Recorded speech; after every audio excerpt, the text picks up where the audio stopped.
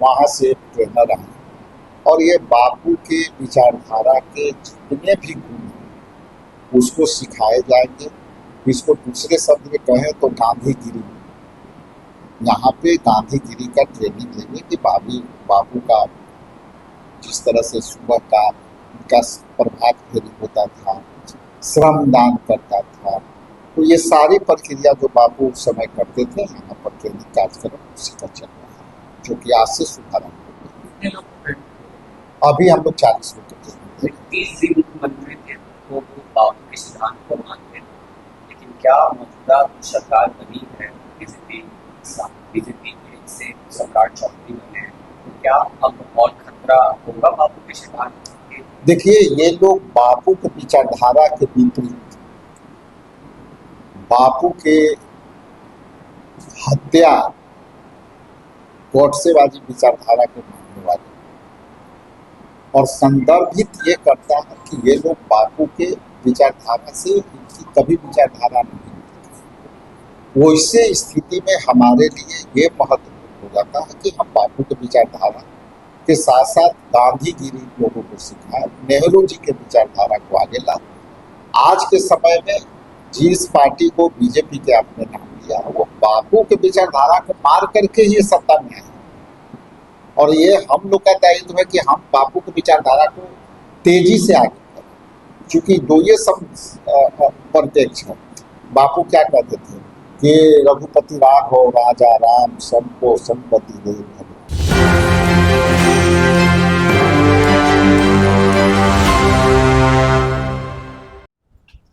देखिए, गांधी जी के विचारधाराओं को बढ़ाने की प्रयास की जा रहे हैं। आज कांग्रेस कार्यालय में कुछ लोगों को प्रशिक्षण दी गई, जो कि कांग्रेस कार्यालय सदाकत आश्रम में प्रशिक्षण दी गई। नमस्कार, आप देख रहे हैं एक न्यूज़ 24, मैं मनीष आपके साथ। हम आपको बताते चले कि कांग्रेस कार्यालय सदाकत आश्रम में प्रदेश अध्यक्ष राजेश राम जी के नेतृत्व में कुछ लोगों को गांधी जी के विचारधाराओं को प्रशिक्षण दी गई, जिसमें से 40 लोग लगभग रहे। उसमें 40 लोगों को प्रशिक्षण दी गई कि गांधी जी के विचारधाराओं को बढ़ाया जाए, उनके विचारधाराओं को लेकर के प्रशिक्षण दी गई। तो उन्होंने ये बताते हुए नजर आए, और जब उनसे महिला आरक्षण को लेकर के जब सवाल किया गया तो उन्होंने इस पर भी प्रतिक्रिया देते हुए नजर आए। क्या कुछ कह रहे हैं, सुनिए पहले उनके बयानों को। देखिए, सर्वोदय संकल्प जो है ये बापू के विचार धारा को आगे लाने के लिए, जैसा कि आप जानते हैं कि हम अखिल भारतीय कांग्रेस कमेटी पूरे देश में ईस्ट इंडिया कंपनी के खिलाफ लड़ा, जिसका नेतृत्व बापू कर रहे थे, और बापू ने सत्य अहिंसा के रास्ते चल करके और वो पूरी लड़ाई लड़ी और अंग्रेजों के हिरासत में। लेकिन आज के परिप्रेक्ष्य में जो बापू के विचारधारा है, खास करके सत्य अहिंसा, उनकी जो जीवन शैली की सादा जीवन उच्च विचार वाली जो जीवन शैली, वो जीवन शैली से आज के आधुनिक भारत में जीवन शैली के साथ साथ उनके विचारधारा भी खत्म होते जा रहे हैं। तो उसी के संदर्भ में जो वर्धा है हमारा ट्रेनिंग सेंटर जो अखिल भारतीय कांग्रेस कमेटी का, वहाँ से ट्रेनर आए और ये बापू के विचारधारा के जितने भी गुण हैं उसको सिखाए जाएंगे। इसको दूसरे शब्द में कहें तो गांधीगिरी, यहाँ पे गांधीगिरी का ट्रेनिंग लेंगे कि बापू का जिस तरह से सुबह का उनका प्रभात फेरी होता था, श्रमदान करता था, तो ये सारी प्रक्रिया जो बापू उस समय करते थे यहाँ पर ट्रेनिंग कार्यक्रम उसी का चल रहा है, जो कि आज से शुभारंभ हो गया। कितने लोग अभी हम लोग 40 लोग करते हैं। 30 दिन मुख्यमंत्री थे तो वो बापू के सिद्धांत को मानते थे, लेकिन क्या मौजूदा सरकार बनी है बीजेपी से सम्राट चौधरी बने हैं, तो क्या अब और खतरा होगा बापू के सिद्धांत के? देखिए, ये लोग बापू के विचारधारा के विपरीत बापू के हत्या गोडसेबाजी विचारधारा के मानने वाले और संदर्भित ये करता है कि ये लोग बापू के विचारधारा से इनकी कभी विचारधारा नहीं मिलती। वैसे स्थिति में हमारे लिए ये महत्वपूर्ण हो जाता है कि हम बापू के विचारधारा के साथ साथ गांधीगिरी लोगों को सिखाएं, नेहरू जी के विचारधारा को आगे लाएं। आज के समय में जिस पार्टी को बीजेपी के आपने नाम लिया, वो बापू के विचारधारा को मार करके ही सत्ता में है, और ये हम लोग का दायित्व है कि हम बापू की विचारधारा को तेजी से आगे करें, क्योंकि दो ये सब प्रत्यक्ष है। बापू क्या कहते थे कि रघुपति राघव राजा राम सबको संपत्ति दे भगवान। तो इसके कहने का मूल यही था कि भाई हम विचारधारा के साथ जो धर्मनिरपेक्षता का पाठ है, आपसी भाईचारा का पाठ है, यहाँ सभी धर्म का सम्मिश्रण है, उस सम्मिश्रण को हम जिंदा रखें और उसी को विचारधारा के साथ हम आगे, और उसी के मूल्य में संविधान भी बने, और उस मूल्य में अभी संविधान परिवर्तन बड़ी तेजी से लोग कर रहे हैं और बापू की विचारधारा को भी मानते हैं। संविधान परिवर्तन की बात आपने की, जिस तरीके से नारी शक्ति बंधन अधिनियम लोकसभा में मौद्य मुक्ति गया, तो इस पर क्या कहना है? जो सत्ता पार्टी है वो लगातार आप लोग पर महिला विरोधी होने का आरोप लगा रही है। देखिए, ये लोग को सीखना पड़ेगा। सत्ता पक्ष के पार्टी के जो लोग हैं बीजेपी, नारी बंधन अधिनियम 2023 में पास हो चुका है, और जो अधिनियम पास हो चुका है उसको अब इम्प्लीमेंटेशन करना है, उसको लागू करना है। लोकसभा से पारित हुआ, राज्यसभा से पारित हुआ, 33% महिलाओं को उसमें प्रोविजन किया गया। और जब राहुल गांधी जी तो कह रहे थे कि 1900 जब ये अधिनियम आ गई 2023 में, तो इसको लागू कर देना चाहिए और 2019 से लागू करना चाहिए।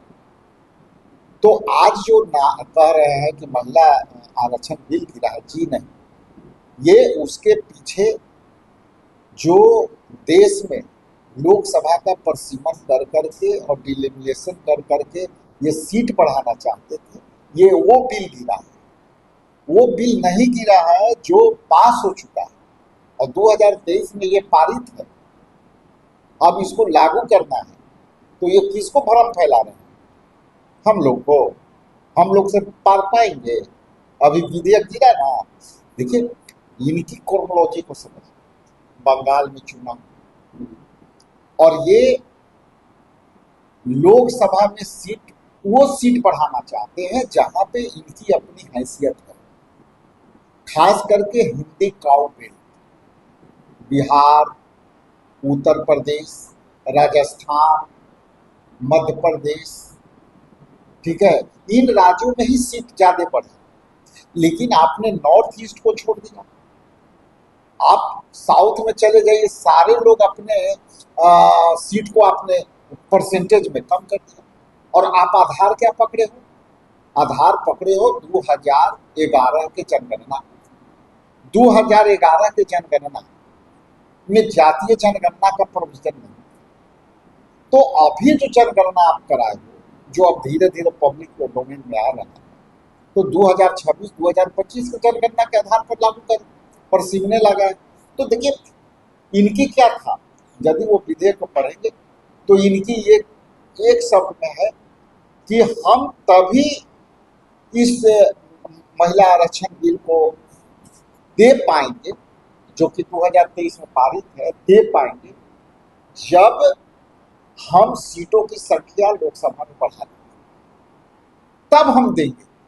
तो ये जो सवाल है, आप लोग सवाल को थोड़ा दुरुस्त कर दीजिए। ये सवाल ये होनी चाहिए कि भाई परसीमन विधेयक बिल गिर गई, जब 2023 में जो बिल पारित है उसको केवल नोटिफाई करना है, वो बिल कैसे गिरेगा? ये स्पष्ट है। बीजेपी की मंशा वाकई में लोकतंत्र को समाप्त करने की थी इस बिल के पीछे। आप देख लीजिए, जो लोग महिला के खिलाफ खुद चलाते हैं अभियान, वो उनसे हमको अपेक्षा नहीं है। हमारे नेता राहुल गांधी जी, सोनिया जी, पूर्व प्रधानमंत्री भारत रत्न राजीव गांधी जी पंचायती राज व्यवस्था में पहले ही लागू कर चुके, और आज लोग 33% की पंचायती राज व्यवस्था में लोग आरक्षण ले रहे हैं, तो भैया आपको किसने रोका था? यही लोग जब विधेयक यूपीए सरकार में जब ये लागू हुआ था और सोनिया जी जब लाई थी, तो ये लोग विरोध कर रहे थे। तो इसलिए ये लोग समय के साथ अपने आप को वोट के हिसाब से अपनी रणनीति तैयार करते हैं। ये महिला अधिनियम विधेयक बिल पहले ही 2023 में पारित हो चुका है। अब ये विधेयक महिला आरक्षण बिल के कंसेप्ट में ये कह के लाए थे कि यदि हम लोकसभा में परिसीमन कर करके सीटों के लोकसभा में सीट हम बढ़ाएंगे जो लगभग 800 प्लस होंगे, उसमें हम दे पाएंगे ये विधेयक। बहुत बहुत तो जी हाँ, आपने सुना, उन्होंने प्रतिक्रिया देते हुए नजर आए और कहें कि गांधी जी के विचारधाराओं को पूरे देश में बढ़ाई जाएगी, इसकी शुरुआत यहाँ से कर दी गई है। और आपको हम ये भी बताते चले कि महिला आरक्षण बिल पर भी उन्होंने प्रतिक्रिया देते हुए नजर आए और उन्होंने यह भी कहा कि महिला आरक्षण बिल 2023 में ही पास हो गई थी। ये जो महिला आरक्षण बिल का जो गिरने की बात की जा रही है, ये महिला आरक्षण बिल नहीं गिरा है, ये परिसीमन जो बिल है उसको ये गिरा है। तो ऐसे ही तमाम खबरों के लिए बने रहें एक न्यूज़ 24 के साथ। धन्यवाद।